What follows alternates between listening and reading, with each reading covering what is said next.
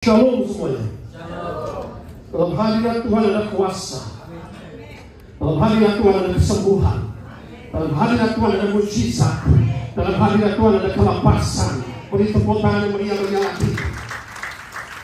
Ini tema khotbah penolong yang setia. Kita punya penolong yang setia.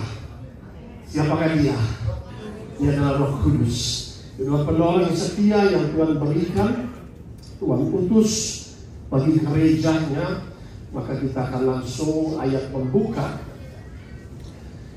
Selain dalam Injil Yohanes pasal 14 ayat 16 sampai dengan 18, disitulah tertulis penolong yang diutus oleh Tuhan. Baik, kita akan baca sama-sama Yohanes 14 ayat 16 sampai 18. 3, 2, 1. Aku akan minta kepada Bapa dan Ia akan memberikan kepadamu, apa kata firman Tuhan? Seorang penolong yang lain. Supaya apa? Ia menyertai kamu selama-lamanya. Yaitu siapa disebut dengan roh kebenaran dalam ayat 17. Dunia tidak dapat menerima dia, sebab dunia tidak melihat dia dan tidak mengenal dia. Tetapi kamu mengenal dia, sebab ia menyertai kamu dan ia akan diam di dalam kamu. Ini janji firman Tuhan. Ayat 18 bunyinya demikian. Aku tidak akan meninggalkan kamu sebagai yatim piatu, tapi aku datang kembali kepadamu. Katakan amin. Saudara terkasih dalam Kristus, disinilah bahwa Tuhan sudah berjanji bahwa secara fisik Tuhan tidak bisa selamanya dengan murid-muridnya. Tuhan menyelesaikan tugas misinya. Dia mati di atas kayu salib, mengorbankan nyawanya bagi umatnya.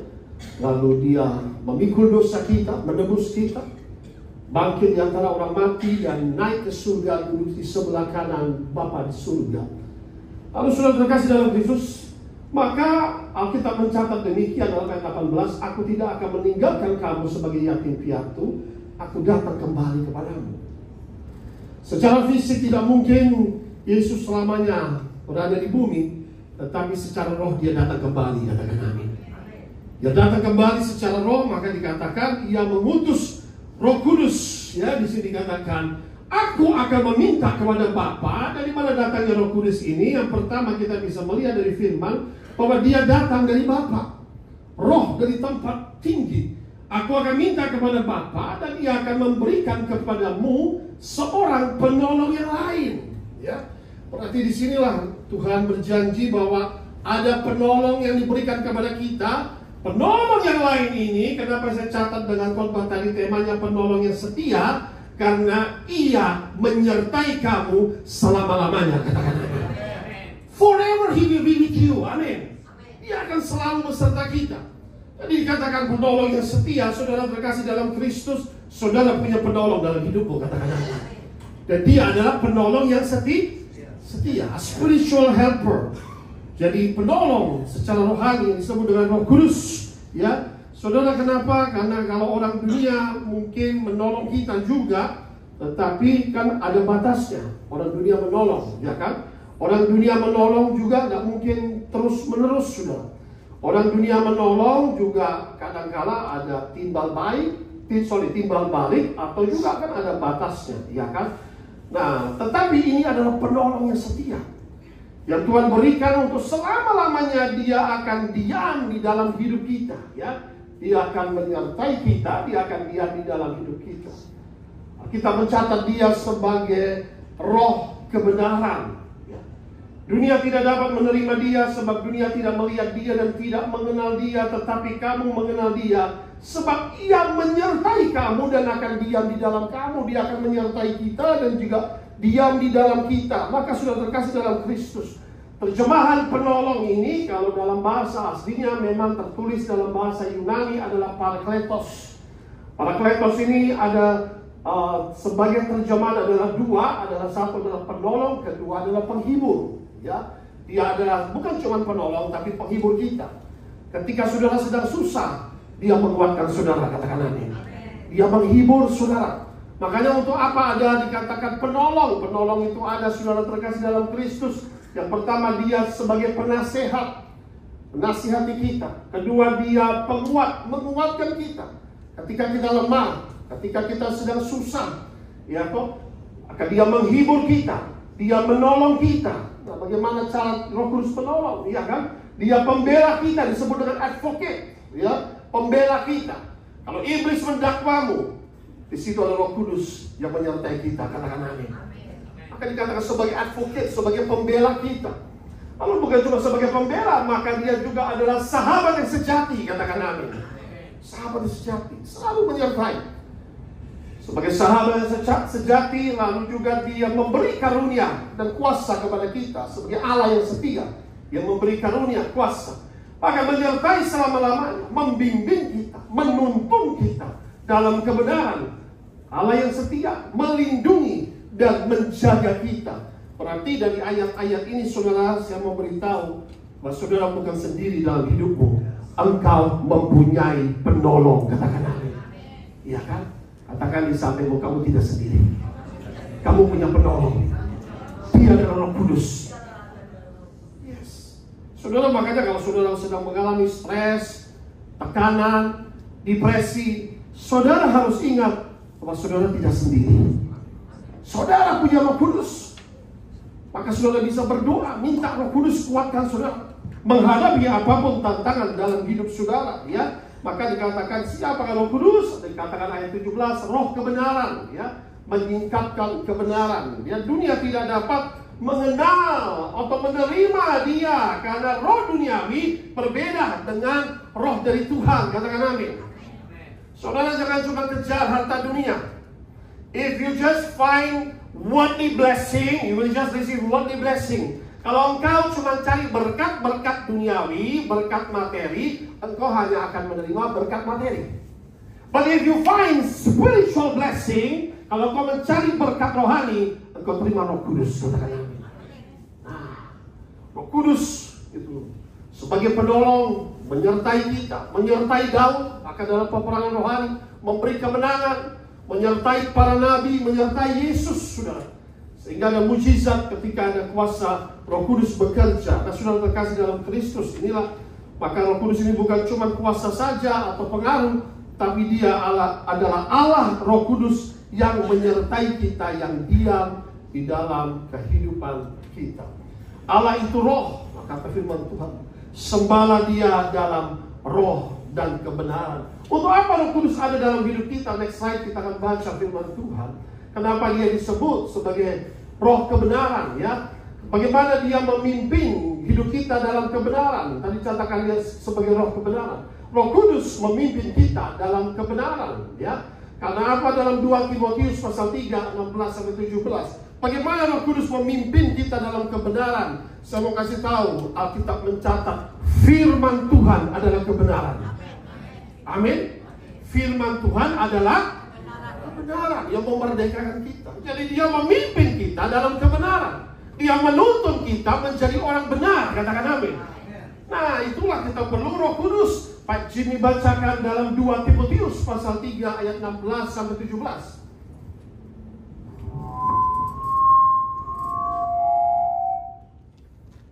2 Timotius 3 ayat 16-17, demikian bunyinya. Segala tulisan yang diilhamkan Allah memang bermanfaat untuk mengajar, untuk menyatakan kesalahan, untuk memperbaiki kelakuan, dan untuk mendidik orang dalam kebenaran. Dengan demikian, tiap-tiap manusia kepunyaan Allah diperlengkapi untuk setiap perbuatan baik. Amin. Apa adalah kebenaran? Firman Tuhan adalah kebenaran. Maka itu segala tulisan yang ada dalam firman Tuhan ini diilhamkan Allah, memang bermanfaat untuk apa? Mengajar, menyatakan kesalahan, memperbaiki kelakuan, mendidik orang dalam kebenaran. Yang pertama, saudara, firman yang tercatat, firman yang tertulis ini, yang ditulis oleh para nabi, diilhamkan oleh Roh Kudus. Katakan amin. Diilhamkan, dalam bahasa aslinya pneustos, ya. Jadi disinilah dikatakan Theopneustos, theos artinya Allah, pneustos itu artinya nafas. Jadi firman Tuhan ini dinafaskan oleh Allah, katakan amin. Ini adalah nafas Tuhan diberikan kepada para nabi. Mereka bukan sembarang mencatat, mereka mendapat pewahyuan, ilham dari Roh Kudus, barulah mereka mencatat firman Tuhan. Untuk apa, saudara? Supaya kita hidup dalam kebenaran. Disebut dengan roh kebenaran. Segala tulisan dalam Alkitab ini yang diilhamkan Allah bermanfaat. Katakan bersama saya, bermanfaat. Untuk mengajar kita, untuk menyatakan kesalahan kita apabila kita hidup dalam dosa, untuk memperbaiki kelakuan kita waktu kita diajar kebenaran.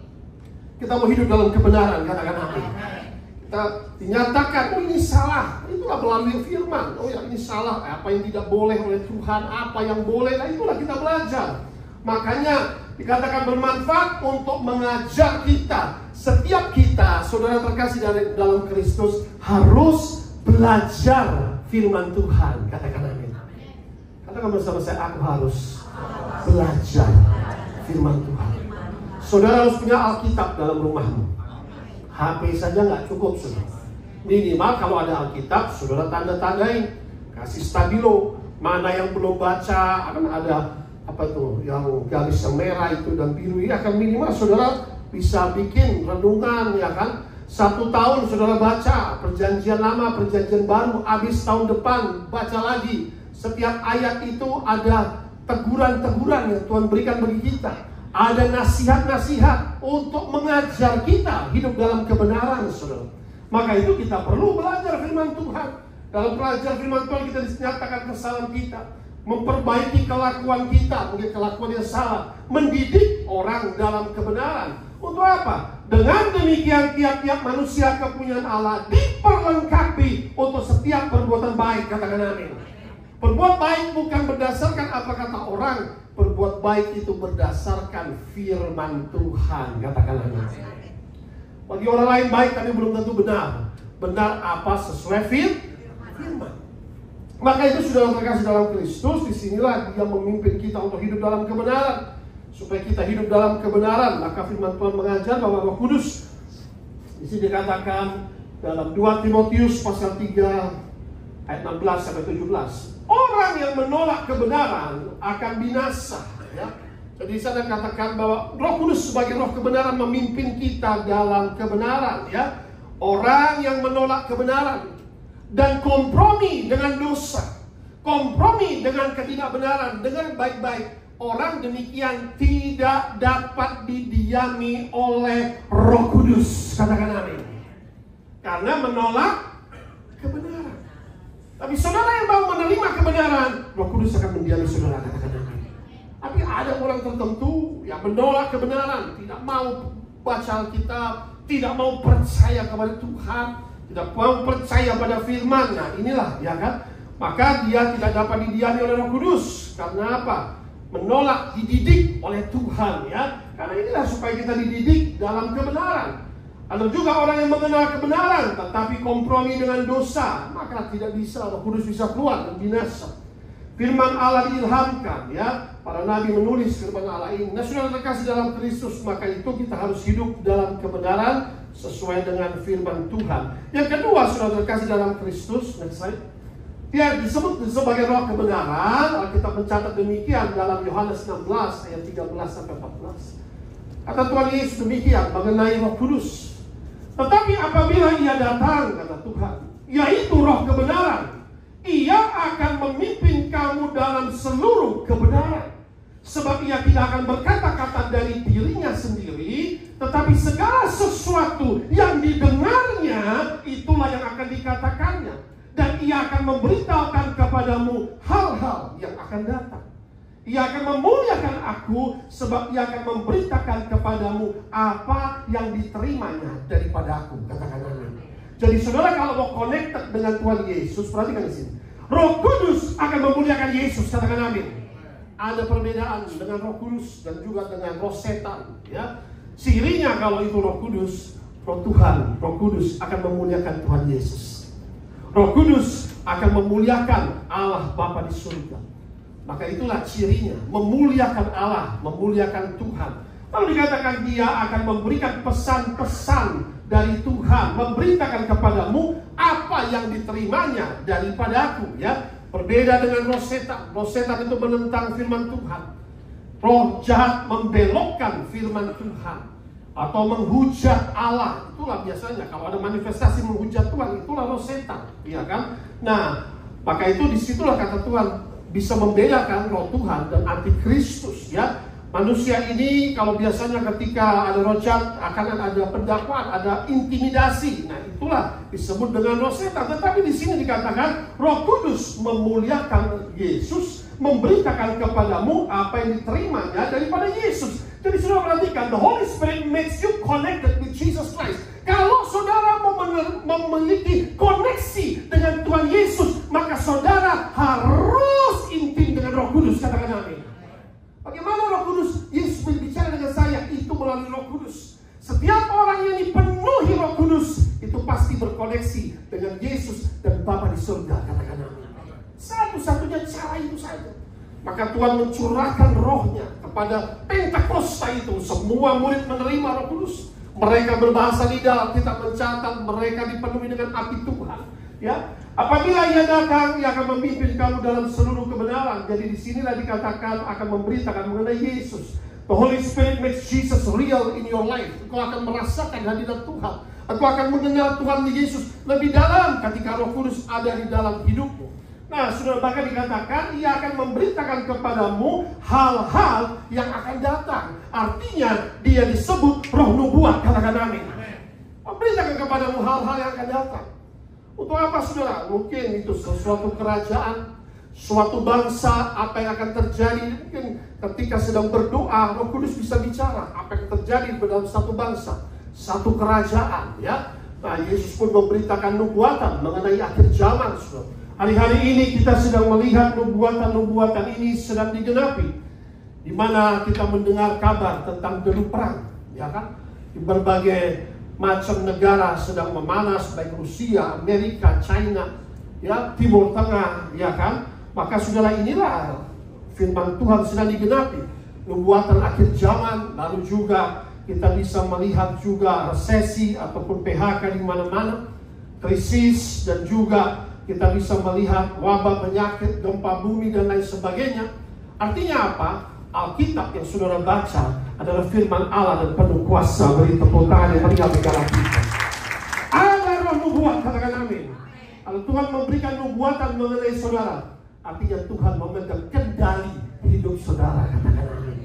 Jangan takut, Tuhan memegang kendali ketika ada nubuatan mengenai hidup saudara. Atau nubuatan itu apa? Untuk memberikan suatu warning, ya, supaya kita hidup dalam kehendak Allah, hidup dalam kehendak Bapa di surga. Jadi disinilah ketika orang dipenuhi Roh Kudus, maka akan mendapatkan nubuatan dari Tuhan, supaya kita boleh hidup dalam rencana Tuhan, supaya kita boleh hidup dalam jalan Tuhan. Maka di sini kita bisa melihat bahwa Tuhan kita aktif dan berbicara kepada kita. Nah, saudara terkasih dalam Kristus, maka dikatakan melalui Roh Kudus kita bisa mendengar mengenai Kristus. Kita bisa mendengar pesan-pesan Tuhan. Yesus akan menjadi nyata dalam hidup kita melalui Roh Kudus. Kita bisa merasakan kasih Kristus melalui Roh Kudus itu. Pengampunannya, saudara. Bagaimana saudara bisa mengampuni orang lain, saudara? Saya mau kasih tahu, saudara hanya bisa mengampuni orang lain kalau Roh Kudus menjamah hidupmu. Katakan amin. Amin. When the Holy Spirit touch you, musuhmu pun akan berdamai dengan engkau. Katakan amin. Itulah saudara, Kristus. Engkau akan rasakan kasihnya ketika Roh Kudus ada dalam hidupmu. Katakan amin. Kau bisa berdamai, kau bisa hidup dalam kasih. Engkau bisa merasakan bahwa Tuhan mengampuni hidupmu, ya. Ketika engkau dipenuhi dengan kuasa Roh Kudus itu, engkau bisa merasakan bahwa engkau dibimbing, dikuatkan oleh Roh Kudus. Ketika engkau lemah, ya, maka engkau pun ditolong oleh Roh Kudus. Ketika engkau menghadapi masalah dalam hidupmu, diberi karunia-karunia dan diberikan talenta. Maka poin ketiga, Roh Kudus sebagai pengajar. Yohanes 14 ayat 26. Roh Kudus sebagai pengajar. Kevin baca di situ. Injil Yohanes pasal 14 ayat 26. Yohanes 14 ayat yang ke-26. Tetapi penghibur, yaitu Roh Kudus, yang akan diutus oleh Bapa dalam namaku, Dialah yang akan mengajarkan segala sesuatu kepadamu dan akan mengingatkan kamu akan semua yang telah kukatakan kepadamu. 1 Yohanes 4 ayat 27. Saudara yang kasih dalam Kristus, Dia bukan cuma penolong, Dia bukan cuma penghibur, tapi Alkitab mencatat Yesus berkata apa? Penghibur itu, yaitu Roh Kudus yang akan diutus oleh Bapa dalam namaku. Dialah yang akan mengajarkan segala sesuatu kepadamu dan akan mengingatkan kamu akan semua yang kukatakan kepadamu. Katakan amin. Makanya saudara, kadang-kadang ketika kita sedang menghadapi apapun dalam hidup kita, tiba-tiba ada ayat-ayat firman Tuhan yang terngiang-ngiang dalam pikiran, dalam telinga, dan dalam hati kita. Siapa pernah mengalami itu? Amin. Itu Roh Kudus sedang bicara dengan engkau. Katakan amin. Iya. Dia akan mengingatkan firman itu dalam hati kita. Dia akan menegur kita dengan ayat-ayat. Jadi saudara, inilah Roh Kudus ini. Dia akan menegur dengan ayat-ayat firman Tuhan. Maka dia dikatakan sebagai pengajar, ya. Dia dikatakan demikian, dialah yang akan mengajarkan segala sesuatu kepadamu. Deep revelation, secret of God.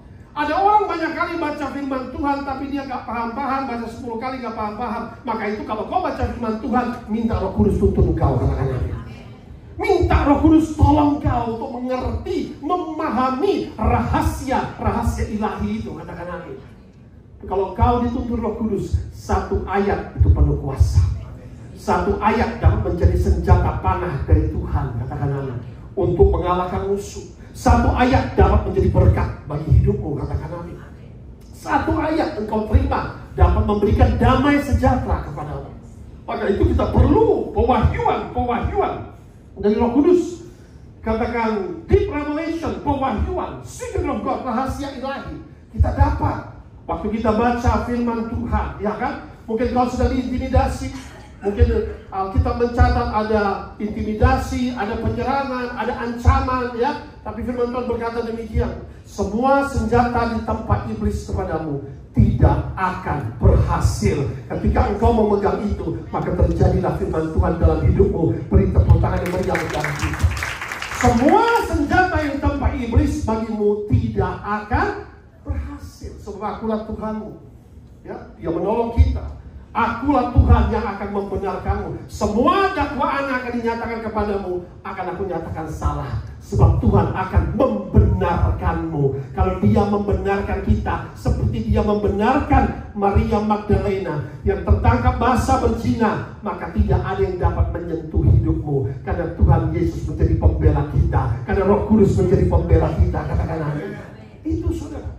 Dia mengajar lebih dalam firman Tuhan. Maka kita perlu pewahyuan dari Roh Kudus. Kita perlu dikatakan bukan saja dalam Yohanes 14 ayat 26, dikatakan dalam 1 Yohanes 4 ayat 27. Sebab di dalam dirimu kamu tetap ada pengurapan yang telah kamu terima daripadanya. Karena itu tidak perlu kamu diajar oleh orang lain, tetapi sebagaimana pengurapannya mengajar kamu tentang segala sesuatu, dan pengajarannya itu benar. Katakan amin. Nah, perhatikan, tidak dusta. Dan sebagaimana Ia dahulu telah mengajar kamu, demikian hendaklah kamu tetap tinggal di dalam Dia. Tetap abide in the Holy Spirit, tetap melekat kepada Roh Kudus. Maka itu saudara, ketika kita sudah menerima pengurapan Tuhan, pengurapan Tuhan itu akan memberikan kita roh pengertian untuk memahami firman Tuhan dengan benar. Katakan amin. Dia, pengurapan Tuhan akan memberikan kita pengenalan akan Tuhan, takut akan Tuhan, pengetahuan yang benar, menyingkapkan kebenaran, diterangi saudara ketika kita membaca firman itu, dan memberikan kepekaan rohani sehingga kita bisa membedakan apa yang benar dan apa yang tidak benar. Nah, inilah dikatakan biarlah pengurapan itu ada padamu. Kau tidak perlu pengajar yang lain, biarlah Roh Kudus yang mengajar kita, ya. Nah, yang menjadi pertanyaan, Pak, kenapa kita perlu penolong dalam hidup kita? Ya kan? Kenapa kita perlu penolong? Kenapa Tuhan mengirim penolong secara rohani? It's a spiritual helper. Saudara kalau punya masalah, saudara perlu penolong manusia juga untuk menguatkan saudara. Tetapi saudara, manusia terbatas, saudara. Kita perlu penolong yang tak terbatas, katakan amin. Yang dapat membelah laut, saudara. Dialah kuasa yang tak terbatas itu. Yang dapat menghardik badai. Kita perlu penolong demikian. Dia adalah kuasa Roh Kudus itu. Beri tepuk tangan yang meriah dalam kita. dapat membelah laut, dia dapat menghadir badai, dia dapat mengusir kegelapan. Ini penolong yang luar biasa yang Tuhan sediakan. Kenapa kita perlu penolong dalam hidup kita? Next slide, saudara perhatikan dalam kehidupan sehari-hari, ya. Maka kata firman Tuhan demikian, Yohanes 16 ayat 33. Semuanya itu kukatakan kepadamu supaya kamu beroleh damai sejahtera dalam aku. Kenapa kita perlu penolong? Supaya kita beroleh damai sejahtera. Salah satu buah Roh Kudus adalah damai sejahtera. Amin. Kalau tidak ada Roh Kudus, tidak ada damai sejahtera. Amin. Maka kata firman Tuhan Yesus, semuanya kukatakan kepadamu. Kenapa kita perlu penolong? Sama-sama kita baca. Supaya kamu beroleh damai sejahtera dalam Yesus, ya. Dalam dunia kamu menderita penganiayaan, tetapi kuatkan hatimu, aku telah mengalahkan dunia. Dalam dunia kamu menderita penganiayaan. Perhatikan, dalam dunia itu ada penderitaan, ada penganiayaan. Nah, tetapi ketika ada Roh Kudus, Dia menguatkan kita, katakan amin. Menghadapi penderitaan, menghadapi penganiayaan. Para rasul menghadapi penderitaan, mereka martir semua. Menghadapi penganiayaan dalam pemberitaan Injil, saudara, ya. Nah, maka itu dikatakan, ya, persecutions, itu namanya penganiayaan. Hatred by the world, ya. Maka dikatakan di sini, ya, ayat Yohanes 15 ayat 18 sampai 20. Jikalau dunia membenci kamu, ingatlah bahwa ia telah lebih dahulu membenci aku daripada kamu. Perhatikan ayat ini, ngomong Tuhan Yesus. Sekiranya kamu dari dunia, tentulah dunia mengasihi kamu sebagai miliknya. Tetapi, kata Tuhan Yesus demikian, karena kamu bukan dari dunia, melainkan aku telah memilih kamu dari dunia, sebab itulah dunia membenci kamu. Oh, dalam sekali. Kau boleh hidup dalam dunia ini, tetapi kamu adalah anak kerajaan surga. Itulah identitas kita, katakan amin. Kita bukan milik dunia, kita milik kerajaan Allah. Kita milik Kristus. Engkau dipilih menjadi milik Tuhan, katakan amin. Nah, perbedaannya itu. Tapi kalau kau milik dunia, orang dunia bisa mengasihi saudara. Karena pengajaran dunia dan pengajaran Kristus berbeda, berlawanan, ya. Yaitu pengajaran dunia kan memang kedagingan, dan hal yang rohani itu pasti berlawanan, bertentangan, saudara, ya. Makanya apa dikatakan di sini?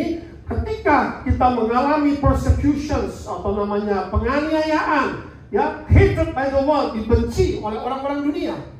Dibenci, karena apa? Orang-orang dunia membenci saudara, berarti mereka tidak hidup dalam kasih. Allah itu kasih, katakan amin. Kalau orang hidup dalam kebencian, Allah tidak ada dalam orang itu, katakan amin. Itu firman Tuhan berkata, when we want to live in love, Allah itu kan kasih. Kalau orang tahu sadar, kan Allah itu kasih, God is love. Hiduplah dalam kasih. Maka itu dikatakan demikian, dunia membenci kamu karena kau, dikatakan demikian karena dunia juga membenci Kristus, makanya dia disalibkan. Sekiranya kamu dari dunia, tentulah dunia mengasihi kamu sebagai miliknya, karena kamu bukan dari dunia. Yang pertama, kita bisa mengalami persecutions, ya. Kita bisa mengalami persecutions, itu artinya apa? Penderitaan, penganiayaan, dibenci oleh orang dunia sebagai orang Kristen. Karena apa? Kita bukan milik dunia. Ya, kita milik Bapa Surgawi, ditebus oleh darah Yesus, dibenarkan, dimerdekakan dari belenggu dosa. Nah, saudara terkasih dalam Kristus, ini relevan, ya, sampai hari ini. Bukan cuma pada saat zaman murid-murid Yesus yang menjadi martir, saudara terkasih dalam Kristus, mereka juga mengalami penganiayaan. Next slide. Nah, inilah perbedaan roh duniawi, ya, dan dengan Roh Kudus. Perbedaannya apa? Roh duniawi ini seperti ini, serupa dengan penguasa dunia. Perbuatan daging telah nyata, ya, roh duniawi ini. Percabulan, kecemaran, hawa nafsu, penyembahan berhala, sihir, perseteruan, perselisihan, iri hati, amarah, hidup dalam kepentingan diri sendiri, percideraan, roh pemecah, ya, kedengkian, kemabukan, pesta pora, sebagainya. Terhadap semuanya kuperingatkan kamu seperti yang telah kubuat dahulu, bahwa barang siapa melakukan hal-hal yang demikian tidak akan mendapat bagian dalam kerajaan Allah. Dari buahnya Tuhan akan mengenal mereka, katakan amin. Itulah yang disebut dengan roh duniawi. Tapi saudara sudah ditebus oleh darah Yesus, katakan amin. saudara sudah dibenarkan, maka saudara tidak akan memiliki, harusnya tidak boleh memiliki hal-hal seperti ini. Inilah checklist dalam hidup saudara. Kalau saudara masih hidup dalam hawa nafsu yang menyesatkan, atau hidup masih dalam sihir atau dalam perseteruan, masih berselisih dengan sesama manusia, masih ada pemusuhan, masih ada kebencian, dunia membenci, nah itu menjadikan saudara orang duniawi. Kalau saudara masih ada kebencian, masih ada iri hati, itu menandakan saudara masih orang duniawi. Hello. Tapi di sini tidak ada lagi, katakan amin. Karena buah roh itu apa, saudara terkasih dalam Kristus. Next slide ini, saudara. Kita bilang dipenuhi Roh Kudus, kalau kita tidak ada kasih, itu pertama, katakan amin. Sukacita, amin. Damai sejahtera, kesabaran, katakan di sampingmu, sabar. Nah, ini penting sekali. Kemurahan, kebaikan, kesetiaan, lemah lembut, penguasaan diri. Barang siapa menjadi milik Kristus, menyalibkan segala keinginan daging dan hawa nafsu, katakan amin. Kita bilang kita milik Yesus, Roh Kudus ada dalam kita. Tapi kalau kita menghujat sesama manusia, membenci, hidup dalam kedengkian, the Holy Spirit is not in you. Kita harus usir segala sesuatu roh yang bukan dari Kristus, katakan amin. Kalau enggak bagaimana? Oh, Roh Kudus melihat, oh di dalam masih ada yang bertentangan, kebencian, amarah, iri hati, dengki. Oh, that's a different spirit. That's a strange spirit, it's not from God. Ya, Pak saudara terkasih dalam Kristus, tanpa Roh Kudus kita tidak dapat diubahkan. Roh Kudus menolong kita dalam kelemahan, baik dalam keberdosaan, dalam keterikatan. Roh Kudus menolong kita untuk menolak godaan dosa. Makanya ketika Yesus dibaptis, dia keluar dari baptis, 40 hari dia puasa. Alkitab mencatat demikian, Roh membawa Yesus ke padang gurun untuk berpuasa dan berhadapan dengan iblis. Ada amin? Roh Kudus membawa Yesus berhadapan dengan iblis. Tapi bagaimana Yesus bisa menang 3-0? Karena ada Roh Kudus menyertai, sehingga dia bisa menolak, menampik semua godaan-godaan dosa yang ditawarkan oleh iblis itu, katakan amin. Dosa itu apa? Ialah pelanggaran akan firman Tuhan. Itu adalah dosa. Apa yang disuruh iblis melanggar, Yesus berkata tidak. Yesus membenarkan seperti apa firman Tuhan itu, ya. Maka perhatikan di sini, Roh Kudus memberikan kita kemenangan menghadapi pencobaan iblis. Tanpa Roh Kudus kita nggak ada kemenangan, sudah terkasih dalam Kristus. Ya, next slide kita bisa melihat. The Holy Spirit gives strength and trials and tribulation of life. Tadi dikatakan penderitaan, persecutions, atau juga penganiayaan. Kata firman Tuhan Yesus dalam Yohanes 16, 1-3. Semuanya ini kukatakan kepadamu supaya kamu jangan kecewa dan menolak aku, katakan amin. Ikut Yesus untuk memikul salib, menyangkal diri dan mengikut Yesus, katakan amin. Jangan gampang kecewa dan menolak Yesus. Akhirnya nanti seperti orang yang kemarin murtad, sekarang mati, saudara. Kemarin baru ya kan, mati, murtad. Jangan jadi Yudas Iskariot, katakan amin. Orang-orang model Yudas Iskariot itu pasti mati, saudara. Itu juga ada yang pernah hina saya, pelepasan mati, baru mati juga kemarin minggu lalu. Saudara, maka itu jangan menjamah orang yang urapi Tuhan, katakan amin. Saya kasih tahu loh, yang dulu pernah hina, mati. Maka bahkan kena autoimun langsung. Ya, nah, perhatikan saudara. Ya, semuanya aku katakan kepada kamu supaya kamu jangan kecewa dan menolak aku. Kamu akan dikucilkan. Bahkan akan datang saatnya bahwa setiap orang yang membunuh kamu akan menyangka bahwa ia berbuat bakti kepada Allah. Wih, perhatikan saudara. Mereka akan berbuat demikian karena apa? Mereka tidak mengenal Bapa dan tidak mengenal Yesus, katakan amin. Membunuh orang lain pakai nama Tuhan, ya, dianggap mereka berbuat bakti kepada Allah, memperkosa orang lain dengan nama Tuhan, ya kan? Lalu dia pikir berbuat bakti, hal-hal seperti demikian, kamu akan dikucilkan, ya? Dianiaya demi namaku, ya? Nah, sudah terkasih dalam Kristus, di sinilah kita bisa melihat, ya.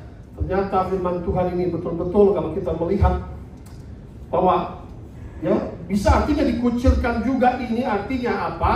Bisa juga difitnah, diperkatakan yang jahat, ya, dibunuh secara fisik atau juga bisa dibunuh imannya, diintimidasi atau juga katakanlah diancam, ya. Sampai hari ini masih banyak, saudara.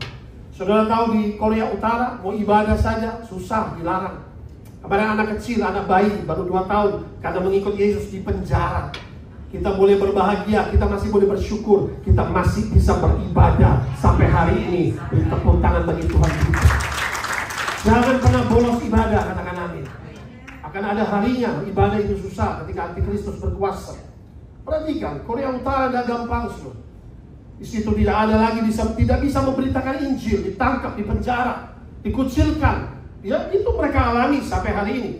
Ya, mungkin sebagian Timur Tengah, ya kan, atau juga katakanlah di berbagai tempat yang masih fanatismenya tinggi, ya. Berbagai tempat juga, memang ada seperti ini. Mungkin berbagai tempat di China, ada yang pernah bersaksi di mana dia dipenjara, kukunya dicabutin, tidak boleh menginjil lagi, pendeta sampai hampir mau mati, disetrika dan lain sebagainya, dianiaya demi nama Yesus. Tapi saudara perhatikan, Roh Kudus menguatkan orang ini mendapat penderitaan, gak dikasih makan berhari-hari, dia masih hidup dan akhirnya keluar sebagai saksi Kristus yang hidup, memenangkan jiwa-jiwa, membuka gereja, beri tepuk tangan yang meriah bagi kita. Saudara, makin kau dimurnikan, makin kau akan tampil seperti emas yang murni. Katakan amin. Amin. Itu saudara harus baca. Satu kisah saya baca, orang di China gak dikasih makan karena dia penginjil berhari-hari. Aduh saudara, kukunya dicabutin, disetrika, aduh, saya nggak boleh jadi Kristen. Mereka beribadah di bawah tanah, gitu, gereja bawah tanah, tapi berkembang pesat, mujizat terjadi. Saudara, kita bersyukur kita masih bisa beribadah, katakan amin. Korea Utara, di berbagai tempat yang masih, katakanlah, saya nggak mau sebut nama-nama tempat, tapi ini banyak, saudara. Sehingga ini benar. Kalau kita baca ini, berarti firman Tuhan iya dan amin. Firman Tuhan digenapi, katakan amin.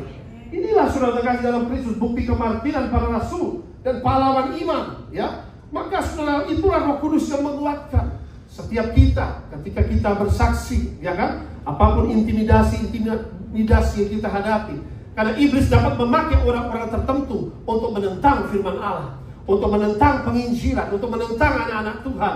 Tapi saudara bukan berasal dari penguasa dunia ini, saudara berasal dari Tuhan Yesus, katakan amin.